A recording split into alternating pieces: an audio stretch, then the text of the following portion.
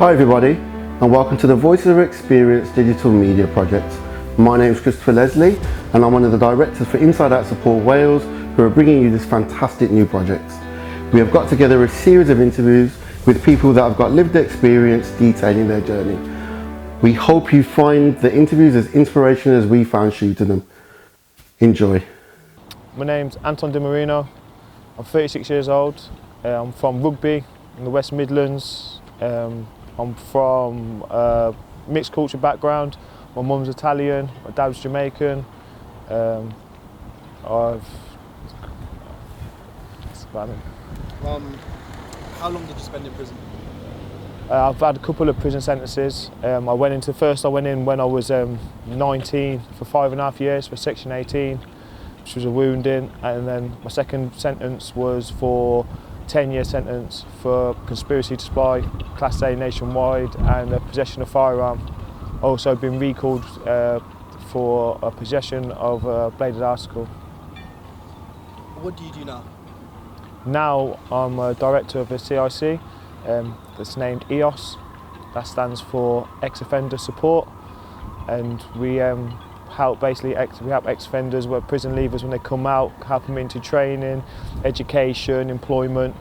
We help them with the other pathways as well, such as accommodation, drug and alcohol dependency. We mentor them for 12 months. We can get them also into, if they've got any financial difficulties, we can advise them on that. And yeah, that's what we do. How did you end up in this field? Well, it first started off, I wanted to help young people. So as EOS, we also do that as a service.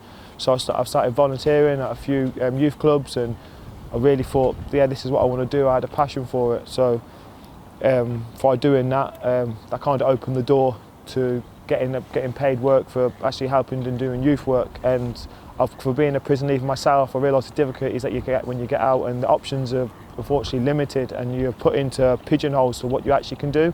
And I thought, well, why can't we, if we dream of something, why can't we try and achieve that? How can we help people to do that still? Do you know what I mean? So that was really my drive behind what I was doing. When did you decide to make the transition from your old life to the life you create now? I think my transitions come in steps, and I've always knew what the right thing was, in a sense. My mum brought me with good morals and that, and she told me the right way to live and stuff. Unfortunately, my other side of my family, maybe my dad's not so much, and I was in a mixed child in that sense, and I brought that into my adult life. That got me involved in organised crime.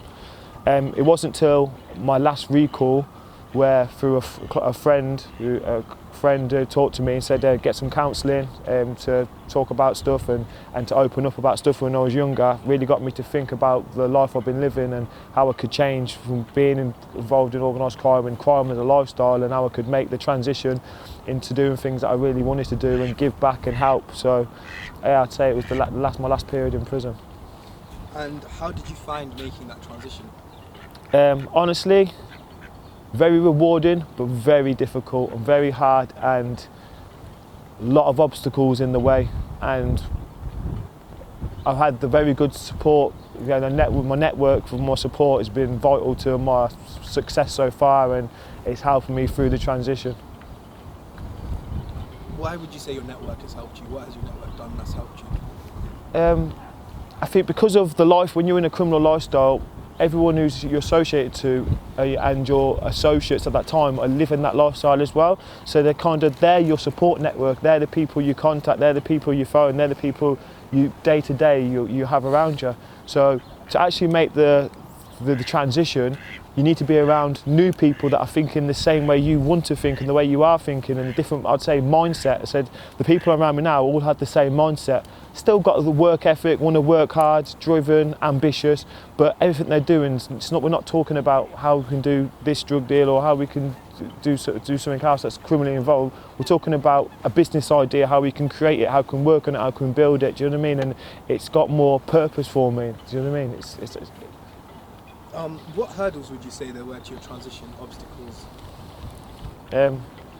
For me, being looked at the same in my same area, because I've been the same way for so long, it's probably since leaving school. So I'm 36 now, and I left school, 16, unofficially left school, so that's 20 years. I've been known as someone that goes to prison, comes out, lives that kind of lifestyle and looked at that kind of figure.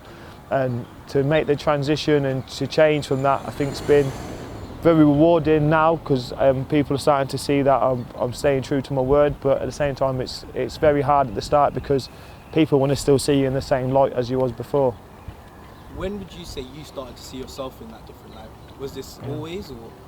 I think for meeting this process that we've been on at the minute, so even like just from the last few weeks we've been going around and meeting people on the same kind of journeys, I think seeing people that have been in the same kind of position I have and seeing their success stories has really helped me to see that we're not alone, and I have obviously got other co-directors that are in the same as me, but it's to see that other people around the UK are doing the same thing really, and it's a good thing, it's a good thing. How did you overcome people's negative stereotypes of you? I just concentrated on being successful for myself and achieving stuff and having a real purpose. And for EOS, we are a company that is run by prison leavers, for prison leavers. So my whole concept is to keep making it build and to make it grow and to get more people with the same mindset like myself and build that. And I think once I get that up and running, I'm not really worried about what other people think as such, because I think over time they will just see that as EOS grows, they'll see that it is what it is. It does what it says on the tin. Did you find adequate support for yourself while making the transition? I was very fortunate. Yeah, I had a good support network. So yes, yeah, I do on that sense for myself. So was the support network outside of prison or inside, or friends, family? Friends, family. I'd say my new associate friends, yes, and my close family, yes. Prison, there has been a few. I'm not saying there's loads, but there is a few that have been very supportive along my journey, even on previous sentences. When I was younger, there's people that I'd say, well, did you really go out there for me? And on my last 10-year sentence, there's a few people that had really gone out there and were trying to help me make the transition and could see the potential I'm starting to reach now back then. So, how do you feel within yourself since making the change? I feel I'm happy with the change. I've got so much more to do. Like in my head, I've not even really started, and I'm building a good network of people who are like-minded and same mindset, and we're trying to build something that's going to be sustainable and grow, and we want to be nationwide in what we're doing. And yeah, I'm proud of myself. I'm more proud that my mum's proud of me, if that makes sense, and looks at me and she's happy at the same time. But I just want to keep working now. Like I want to work as hard as I can, and I just want to build. And like I said, I just want to be around like-minded people who can make what I've got a passion for work, and also bring their ideas on board and add it to what we're getting and just make it grow. Okay. Is there any advice you could give a person thinking of making the transition in their life? Don't be afraid to ask for help. I think that comes to start. Take responsibility for your own life, and don't be afraid to ask for help, because there is help out there, and there are people that will go above and beyond for you, I found. And sometimes your ego could get in the way, and I think mine did in the past. And once you can get rid of your ego and you can maybe swallow your pride in a certain sense in some factors, then anything's achievable really, and just to work hard. I said you don't have to be good at anything. I'm currently studying a degree, and I wasn't academically the best. And anything, if you work hard at something, you can achieve anything you really want to. Do you know what I mean? And just try and be as organised as you can. And like I said, don't be afraid to ask for help. There's help out there. Could you give an example of where your pride or ego has gotten in the way of you getting help or transitioning? When I was younger, maybe reacting to people in a certain violent way, where now I would talk it out, and I'd come to some agreement, or not put myself in a situation where I know I'd be at risk to get into trouble. So I'm more aware of what's good for me and what's better for me, and also I'm responsible. I'm a director now. I have to be a certain way, which I'm really proud of, and I know that I can't let myself down on the people that have trusted me to get to this position either, and I don't want to let the future people that are going to be coming alongside me. So that's my drive. Okay. how would you rate your quality of life now as opposed to before your transition?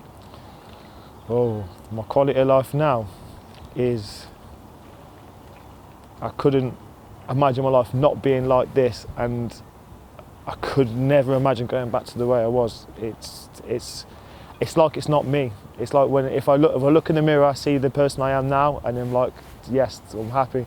But the person I was then, it's like, I can't believe that was me. I can't believe I acted in that certain way. I was irresponsible, very reckless, didn't have much appreciation for life in a sense. So the person I am now, I'm content with. I can sleep easy at night, who I am now. But the person there, obviously, sleepless nights, living that kind of lifestyle where you don't know from one day to the next if your door's going to kick it off. There's always some kind of problem, some drama, something going on that could end up either you getting a life sentence or you could end up losing your life. So at the end of the day, the life I'm living now is much easier, I'm more content in my life.